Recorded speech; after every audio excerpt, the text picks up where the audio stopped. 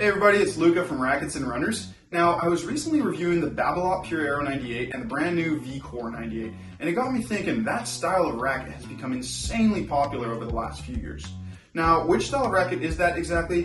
Well, it's what I've dubbed the modern player's spin racket. Now, obviously spin rackets came out over 20 years ago and revolutionized the game of tennis. The problem with those is that they've generally come in the form of a tweener 100 square inch kind of forgiving racket, which makes them falter a little bit in the control, precision, and feel department.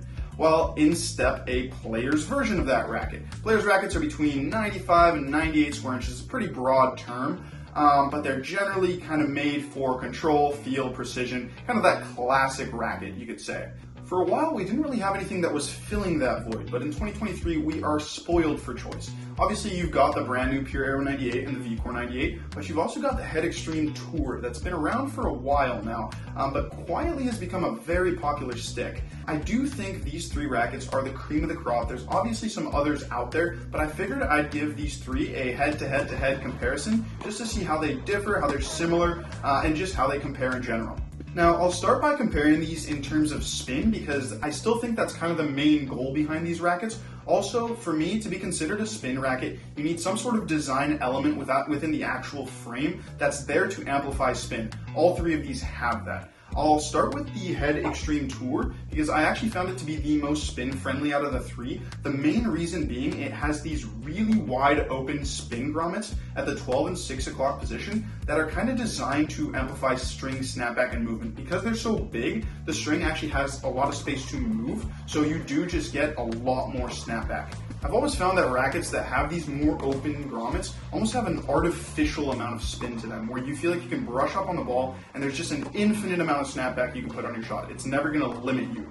The other two rackets don't have spin grommets, so they might not be quite as spin friendly, but they are still very good. I'll go to the Aero next. Now, what makes this one so spin friendly is the actual design of the throat.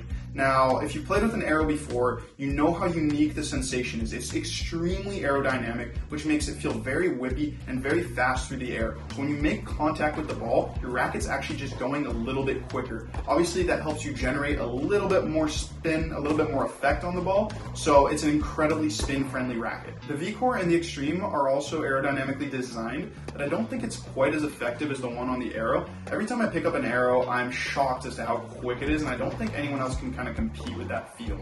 Also, this racket's technically a 16 by 20, but looking at the string pattern density, to me it looks like a 16-19, so it's not going to be less spin friendly there. The VCORE 98 is probably the least spin friendly of the three, but it's not that far behind. On this version, Yonex has added these silicone oil infused grommets on the main strings at 6 and 12, and they actually do a pretty impressive job of amplifying that snapback. Not nearly as much as what you get on those spin grommets on the Extreme, but still pretty good. Also, it's a very open 16 by 19 string pattern, so there's plenty of string movement there, plenty of spin potential. Let's move on to control because that's kind of where these players' spin rackets separate themselves from the more classic spin rackets. The VCORE 98 is the best for control to me.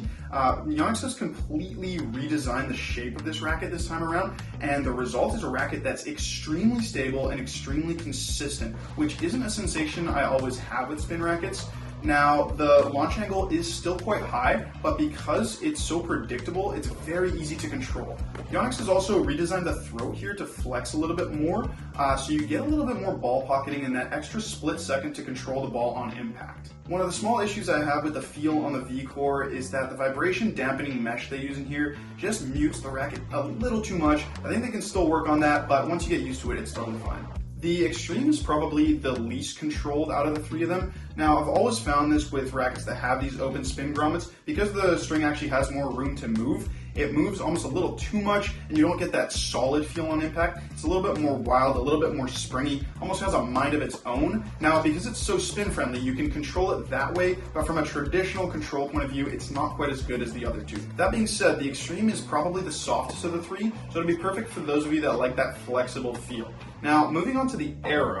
That was the one that I felt the most control from. I felt the most dialed in, but I think from an objective point of view, it's still not quite as good as the VCORE. I liked it so much because it has the smallest sweet spot and it's the stiffest, so there was a really well-defined, crisp response to it. Now, the feel is super subjective, but I just found that the dampening technologies in this racket were the least intrusive on the actual raw graphite, which to me always gives the racket a really good feel.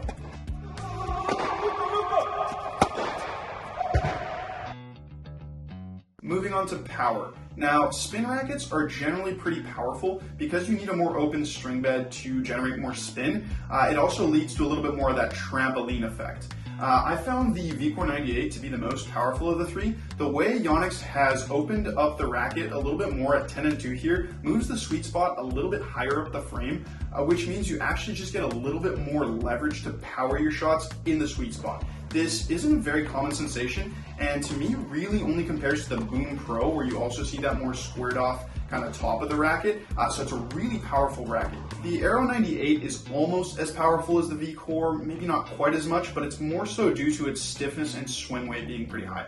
Definitely never felt like this racket got pushed around, and it is pretty powerful. Now keep in mind, none of these three are going to be as powerful as their 100 square inch counterparts, but that's kind of the sacrifice you're going to make when you look for more control by going for a smaller head size.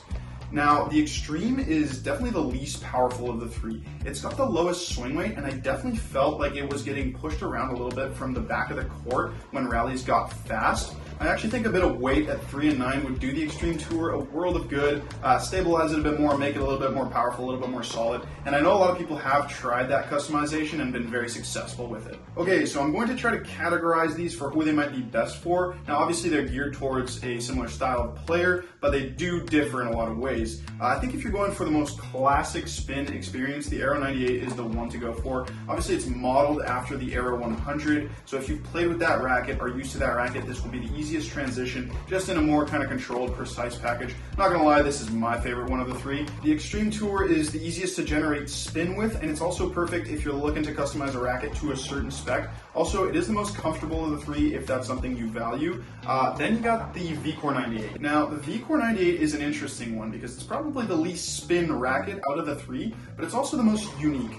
Not gonna lie, it took me the longest to get used to this, but once I did, I figured it was probably the most well-rounded in the bunch. There definitely isn't a glaring weakness here. Now, I think this one has the most potential to become a classic, a bit like the Yonex E-Zone DR98, although I don't want to start throwing that name around too casually. In my opinion, the modern player's spin racket is only going to get more and more popular over the next few years. Obviously, the game is getting faster and harder, and rackets are having to complement the more spin-friendly and kind of more powerful nature of it, but you also need to control that power somehow. I think these are probably the most complete rackets on the market right now, and we're lucky to have three fantastic options at our disposal. I think if you're looking to switch, these are definitely three rackets that are worth a demo, so come check them out in store or at racketsandrunners.ca.